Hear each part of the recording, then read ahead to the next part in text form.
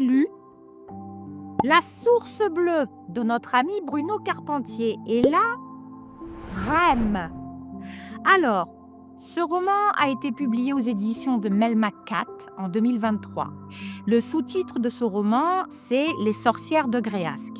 Donc déjà, vous sentez un petit parfum fort agréable de mystère. Je vous plante le décor. Vous avez une enquêtrice, Anna Boyer, qui va s'associer à un autre enquêteur qui s'appelle Noureddin Zidane. Non, aucun rapport avec notre footballeur marseillais. Mais pourquoi? Mais pourquoi? Mais pourquoi? Ils vont devoir élucider le meurtre d'une bibliothécaire, la bibliothécaire de Gréasque, Eliette Moty. Alors, j'espère du plus profond de mon cœur que je n'ai pas du tout inspiré ce personnage, vu le destin funeste qui l'attend. Donc voilà, ils vont s'associer pour essayer de résoudre ce meurtre. Vous vous doutez bien que comme il s'agit d'un roman policier, il va être accompagné d'autres meurtres. Je ne vous dis pas combien, je ne vous dis pas qui. Il y a cette petite nuance de sorcellerie qui plane au-dessus de ces meurtres. D'où le sous-titre Les sorcières de Gréasque. Alors j'ai beaucoup aimé ce roman. Pourquoi? Outre le fait qu'il y a cette notion de sorcellerie, qui est quelque chose qui me fascine, parce que c'est un peu maladroit de ma part de dire ça, mais qui m'intrigue, qui éveille mon intérêt. Il y a honnêtement une intrigue de qualité. Il y a du suspense. Moi, franchement, jusqu'à la fin du roman, je pensais avoir élucidé. Et écoutez, non, je me suis plantée en beauté. J'avais certains éléments, mais j'étais loin d'avoir l'intégralité.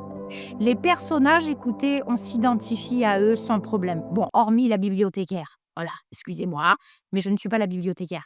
Non, les personnages sont très abordables, super bien construits, tout à fait cohérents.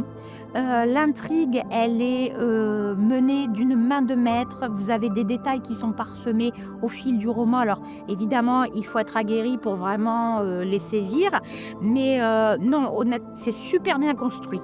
Et le petit plus de ce roman, c'est que comme il se passe à Gréasque et dans les environs, vous avez un sentiment d'immersion.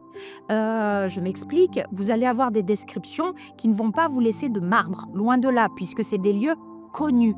Et donc, c'est vrai que quand on se promène à Gréasque après avoir lu La Source Bleue, on ne peut avoir qu'une petite réminiscence de nos lectures en disant « Tiens, mais c'est ici que s'est passé tel événement dans La Source Bleue ». Voilà.